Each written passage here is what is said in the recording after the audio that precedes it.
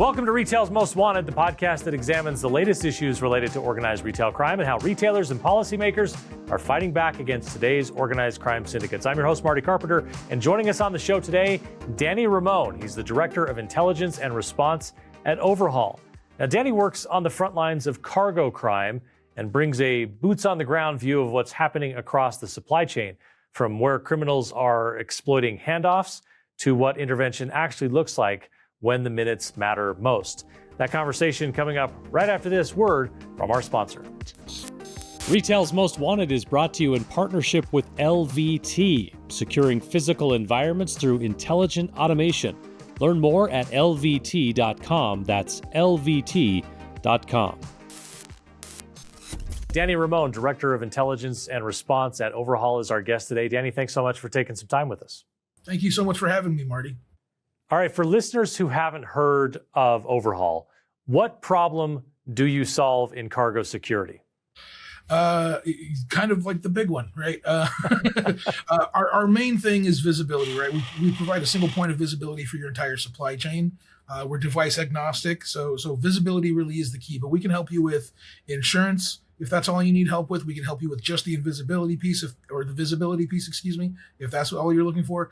Or we can help you top to bottom across the globe if that's all you need as well. So everything from insurance to visibility to prevention, as well as recovery across the globe.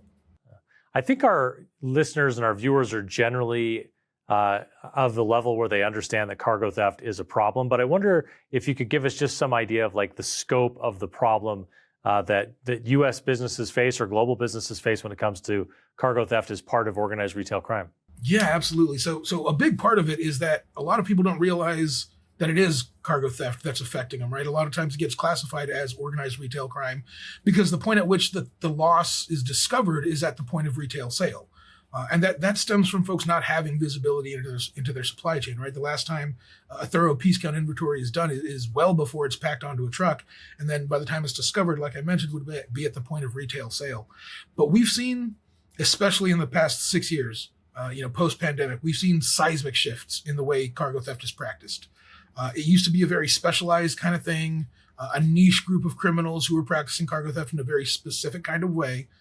And now it's grown to the point where it's not just niche criminals. It's, local folks who see opportunity in their backyard and don't travel far in order to try and seize that opportunity. It is the same folks that we've been dealing with since pre-pandemic.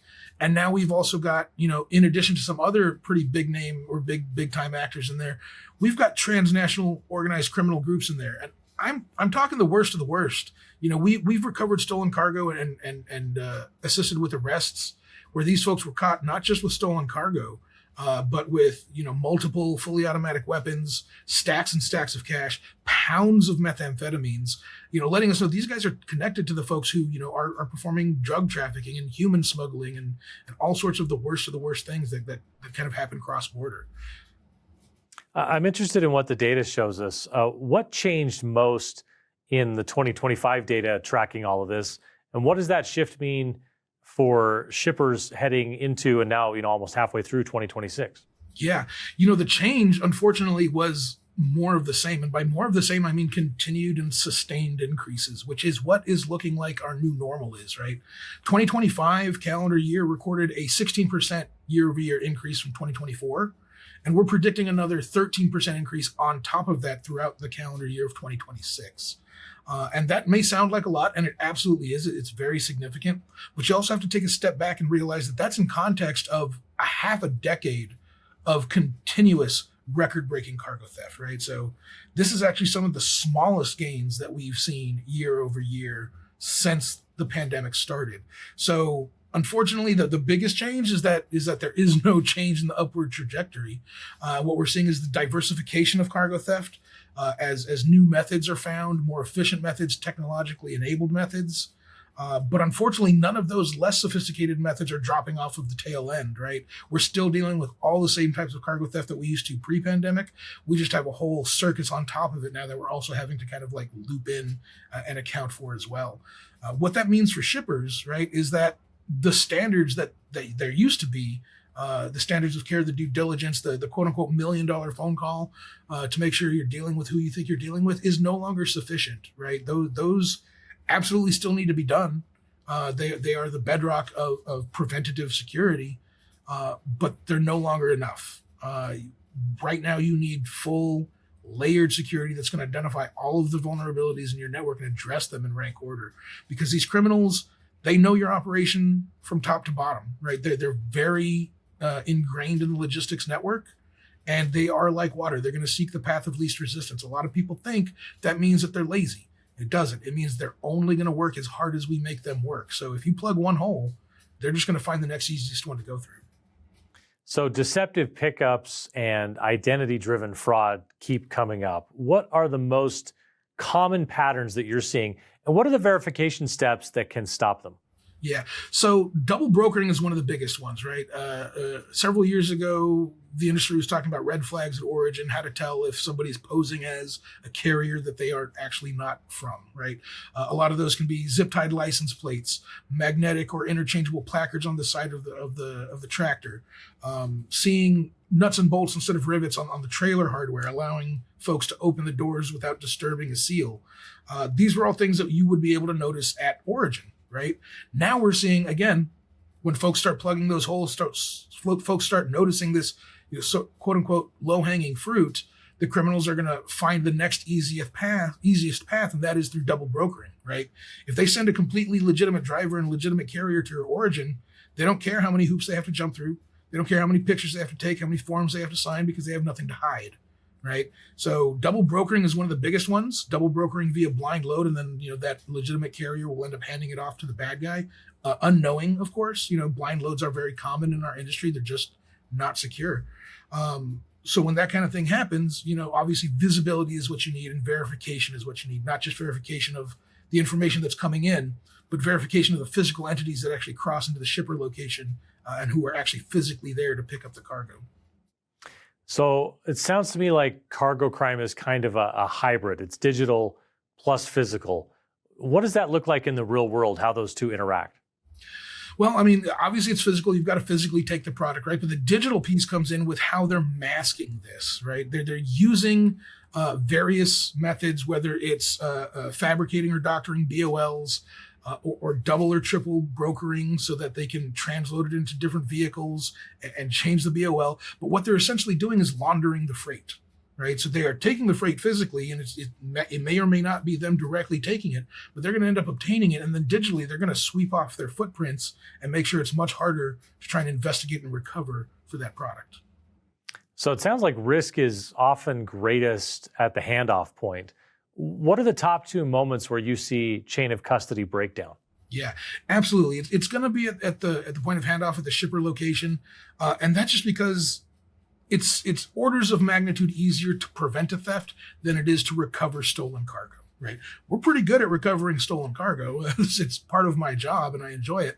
But at the same time, it is. I have to recognize it's just so much easier to actually prevent it. Right? So the last time that you have direct control of the cargo is at the handoff at the shipper.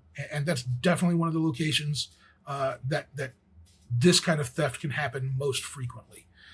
The other one is going to be at the repower location, right? If the load's been double or triple brokered, especially if there's any sort of blind load on it where the driver who's picking up doesn't know exactly where he's going to be dropping off until he gets a couple hundred miles down the road.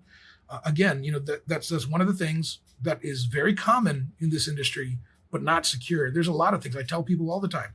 There's a lot of things in the supply chain that are common and perfectly legal, but not secure. And if you don't know those things are happening, you can't address them, right? And if they're happening and you're not addressing them, and somebody with malicious intent sees that and sees no follow-up on it, they know that they can then escalate their actions to all the way to including cargo theft. What are the most common early warning signals that a shipment is moving from normal variance into true risk? Well, I mean, yeah. So first off, if you're getting different folks at the origin than what was planned, it at least signals that your shipment's been double brokered.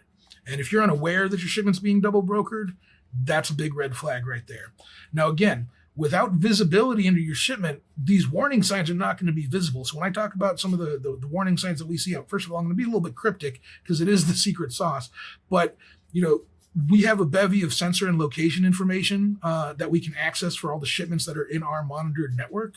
And so monitoring for compliance and then escalating through proper channels is the primary way, right? Knowing exactly how your supply chain is supposed to behave, and then knowing exactly how you need to react if it's ever operating outside of those parameters is what you need to do as soon as possible, because these folks are very adept at making cargo disappear once it's left the loading dock.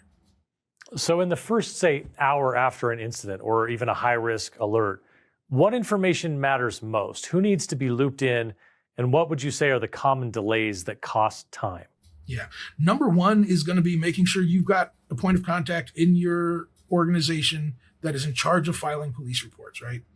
If you have a security service provider, fantastic. We do everything we can to facilitate communication with law enforcement. But it's important that you understand that for property crimes, someone who is not the victim cannot report a property crime, right? Like, so if I'm watching your load go down the road and I see it get stolen, I can call the cops, but I can't actually file that report unless I'm the victim of the crime. Now, cops can come out and act, and if they catch somebody in the act of a crime, absolutely, that police officer can then file that report because he's an agent of the law. So number one is making sure you've got somebody available who's going to contact law enforcement and give them the information that they need. After that, if you have a security service provider that's worth their salt, they'll be able to handle it from there. In many cases, we're able to handle it before that, but it's one of those things that we have to make sure people are aware of. Number two is going to be thorough documentation of that cargo being yours. If that's serial numbers for uniquely serialized product, make sure you have those readily available. If and when law enforcement is able to recover that product, the burden of proof of ownership is going to be on you to prove that that is your product, not somebody else's product who bought it somewhere else and maybe got it through legitimate or illegitimate means. And I've definitely seen that slow up the works.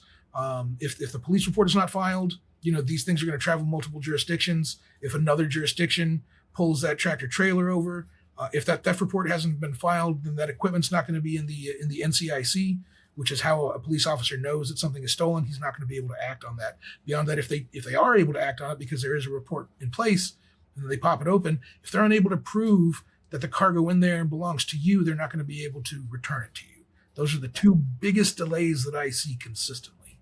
That makes a lot of sense. So how do you recommend companies balance making process improvements with investing in technology so they don't over-rely on either one? Or is there such a thing as over-relying on either one of them? There's 100% the ability to over-rely on either one, especially on the technology end, right? A lot of folks think that, automatic means automatic, and that's a lot of times a marketing term, right? I tell folks all the time, you've got to know how to use the tools, right? All the technological tools that we have at our disposal are fantastic and they're force multipliers, but you still need that human element behind it, that decision-making behind it, because, and again, the saying that I use is you can't go to a tool store, buy a hammer and a drill, take it home and expect that a doghouse will magically get built, right? You have to know how to implement the tools that are at your disposal. And I think that the tendency is to over-rely specifically on technology because of how amazing it is, how much time and money savings it can introduce, without realizing that, unsupervised technology just breeds more vulnerability, right? So you need to make sure that you do have people supervising those processes, making sure everything's running as it should and as it's intended. If you had to give a shipper, say, a 30-day playbook, what are the top 2 or 3 changes that you would recommend to reduce risk? Yeah. Number one, get plugged in to the supply chain security industry, right? Join the conferences, join the organizations, get on the email blasts, make sure your situational awareness is up to snuff. Number two, this is what my senior law enforcement liaison always says: dig your well before you're thirsty. Get to know your law enforcement agents in the area who would be investigating cargo theft, right? It's usually going to be an auto theft detective, but invite them out for coffee, explain to them what your operations are, explain to them the intricacies of deceptive theft and strategic theft and the challenges that law enforcement often come up against when they're encountering that out in the field. That way, God forbid, if you have to contact him at 3:00 in the morning because something's going missing, you're not introducing yourself for the first time. He knows who you are. He's going to answer your phone call, and he knows what the issue is already without it having to be explained to him in fine detail. That is going to make a huge, huge difference. And then, so those are the first two. The third one, which doesn't take as long to implement, is visibility. Again, you can't address a problem that you don't know what it is. So if you don't have visibility into your network, you can't address the problems because you don't even know that you have them. Danny Ramon, Director of Intelligence and Response at Overhaul, thanks so much for taking the time to be with us today and sharing your insight and your expertise on this. Absolutely, Marty. Thanks for having me. That's it for this episode of Retail's Most Wanted. Thanks to our presenting sponsor, LVT. We also would ask you don't forget to subscribe or hit that follow button so you can catch each new episode. We drop a new one every 2 weeks. We're also on X, LinkedIn, and YouTube, so you can follow us there. Thanks for being with us, everyone. And as always, keep up the good fight.